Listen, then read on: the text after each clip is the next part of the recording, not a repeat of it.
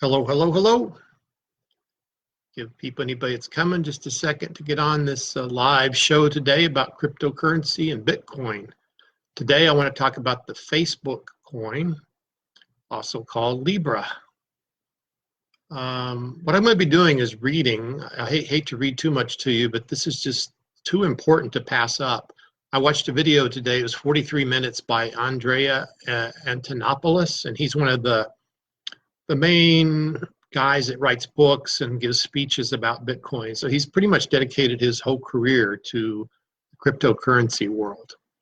And I'm going to give you some of what he says. So I'm going to be reading this from the screen. I'm going to try to watch to see if anybody pops on here.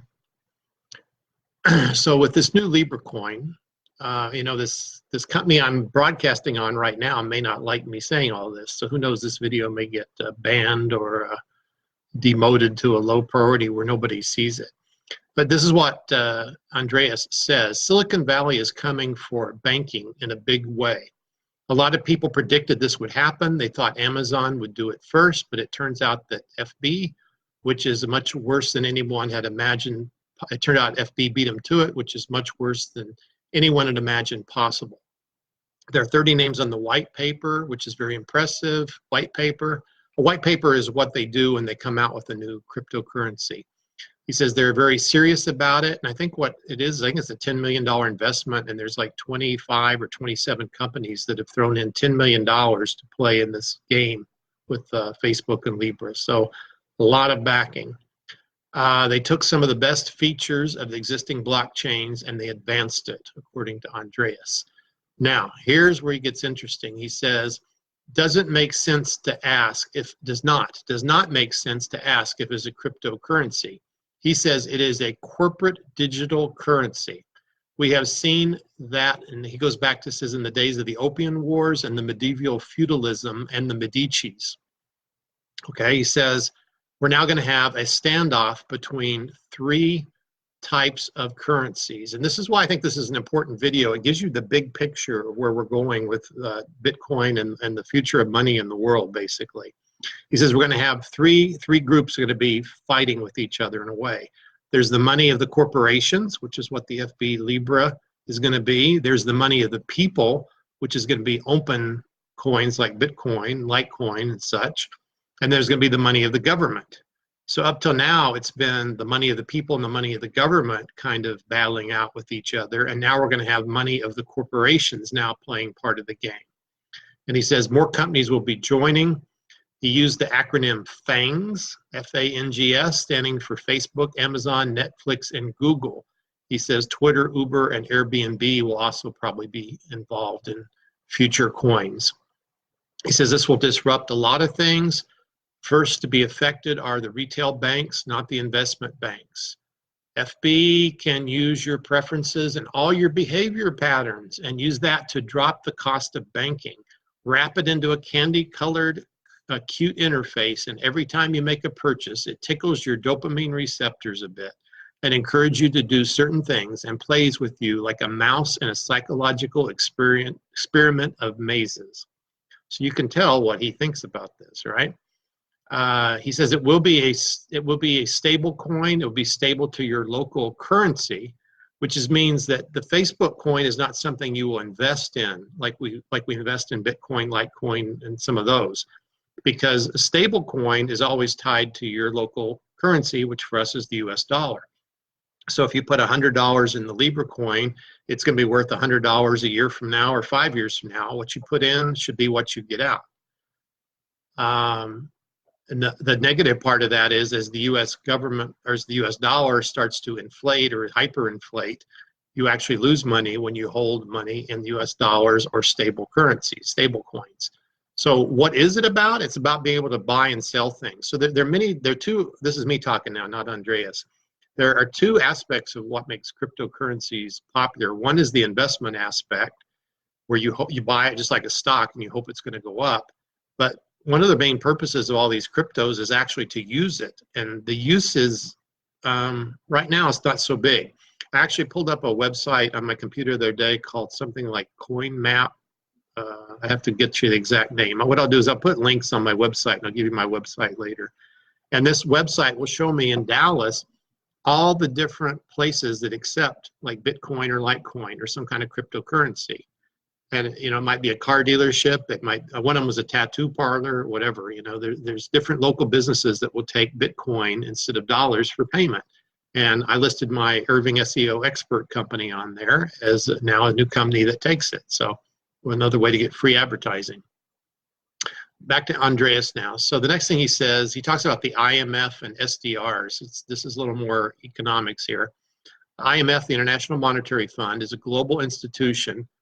Oh, hello, people. What we're talking about today, by the way, is the Facebook coin Libra. And I'm reading some notes I took today from a 43-minute video by Andreas Antonopoulos. I think that's how you say his name. So I'm just going to continue. You can watch the replay if you missed the beginning. The IMF, the International Monetary Fund, is a global, thank you for the likes, it's a global institution not controlled, I can't read my own notes, not controlled, uses contributions by members where they put into a pseudocurrency that they call SDRs, special drawing rights. I didn't know anything about this part. He says they are the lender of last resorts for governments. They do so in a very predatory manner, imposing extreme neoliberal austerity on the governments that fall into their clutches. They asset strip the industries, the water plants, their railroads, and their telecom industries. And he says, guess what? Facebook is going to do that now. He says, if you think about what the Libra Facebook coin is, it is a special drawing rights pseudocurrency drawn on a basket of currency that is funded directly by consumer activity in the same countries where the government will come back and try to ask them for a loan or curtail their activity. This is very serious stuff. He says, we just went post-national. The power to control money used to be the exclusive prerogative of the states, and they got, quote unquote, this is what he says, they got kicked in the nuts by Bitcoin, and they got decapitated by Libra when it came out a couple weeks ago. And one thing, if you missed earlier, what I was talking about was there's going to be three currencies that are competing with each other. There's the money of the government, there's going to be the money of the corporations, and there's the money of the people. The money of the people is like Bitcoin, Litecoin, and so on. The money of the corporations is going to be when companies start making their own cryptocurrencies like Facebook has just done. I continue from my notes. More and more technology companies, which currently are worth $1 trillion, once given or taking the ability to mint their own money, will radically transform their business models and will use that to generate more money than you can ever imagine. And soon they will dwarf the GDPs of at least 1/3 of the nations of the planet. Andreas, however, says he's hopeful. One thing nice about this, he says it will introduce 1 billion people to the wrong type of cryptocurrency, just like AOL introduced almost 1 billion people to the wrong type of internet. That's his sense of humor. So I don't know if you remember when AOL came back, they sent all these little CDs in the mail, and remember you got on the internet through dial-up and stuff. So what he says is 1 billion people are going to start using this Facebook currency, and that's probably going to be their first exposure to any cryptocurrency because they're not the first ones to get out there and buy it like you and I are, right? So in the next question, he says, is this Facebook Libra currency going to be open? What does open mean? Can anyone participate in it without vetting or providing an ID? Probably not. Is it borderless? No. Only one borderless currency today, and that is Bitcoin. Now, I don't know why he doesn't include Litecoin and Digibyte and some others in that category. I didn't understand that. He says Bitcoin is maybe as good as US dollars as being borderless. FB will not be used in China. They will have their own alternative. China will have their own alternative launched by WeChat, wholly owned by the People's Republic of China.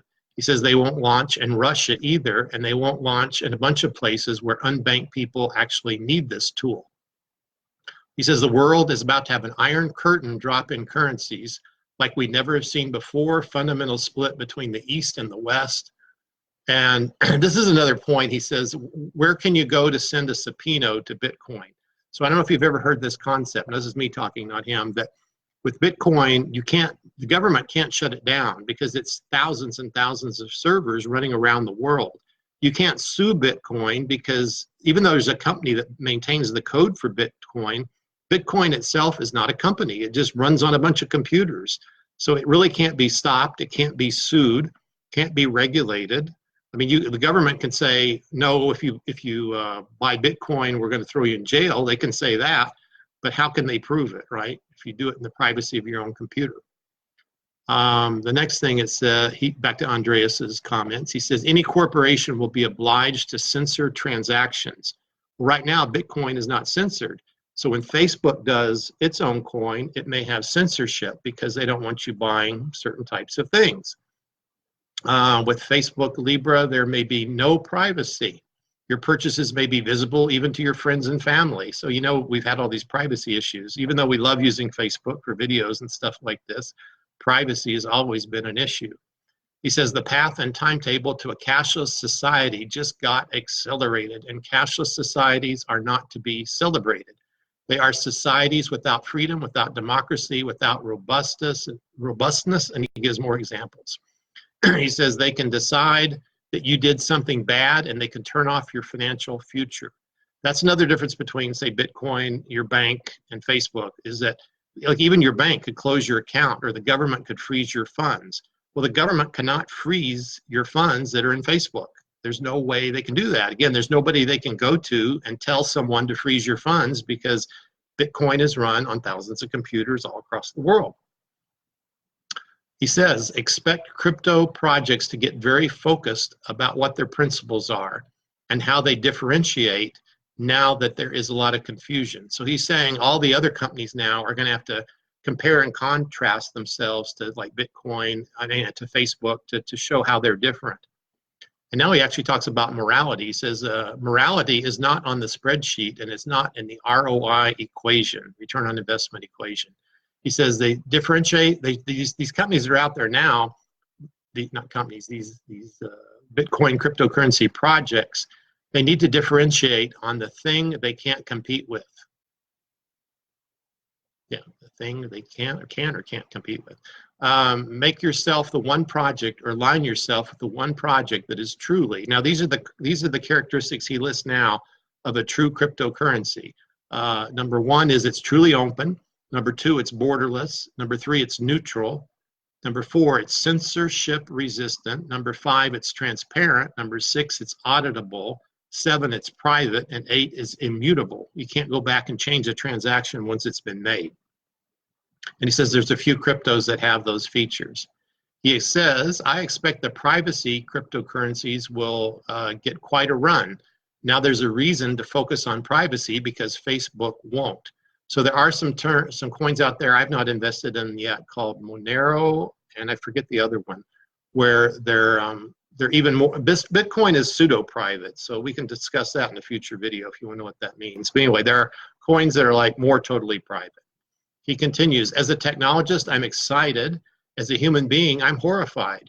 We are about to open the door that is true on a world that is truly dystopian, truly terrifying, given an amount of power to some of the ruthless, unaccountable corporations out there, not just to fight against government, but in some cases to join hand in hand in making sure that while we are being exploited by ruthless politicians on one side, we are exploited by ruthless business people on the other. So you can see his opinion. He says an unholy alliance between capital, corporation, and state is called fascism. He says this is not your grandfather's fascism. This is a whole neo-feudal environment that we have never seen before. Society is not ready for this because we have not been here before. I am not afraid because I don't think Bitcoin can compete. I'm afraid because I believe that a lot of people don't care. So in other words, he says Bitcoin can compete, but a lot of people aren't going to be discerning enough to tell the difference. There's a lot of sheeple out there, right?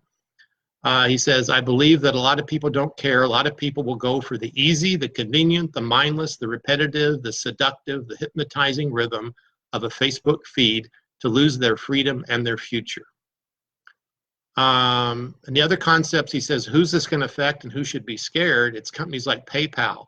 PayPal is a centralized sort of digital money as well, right? And from the merchant side, I've seen people who had their PayPal funds frozen due to some customer saying something bad about them or whatever, a complaint. and they'll freeze your funds. And so again, with Bitcoin, there's no way to do that kind of thing.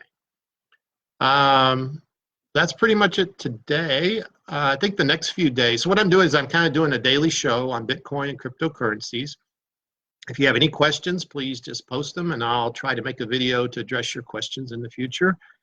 And the next few days, I think I'm going to cover some specific coins, like maybe go through Bitcoin and Litecoin one day, maybe Ethereum one day, some of the top 10 at least, and just give you an idea of what each one is about, how one is different than the other.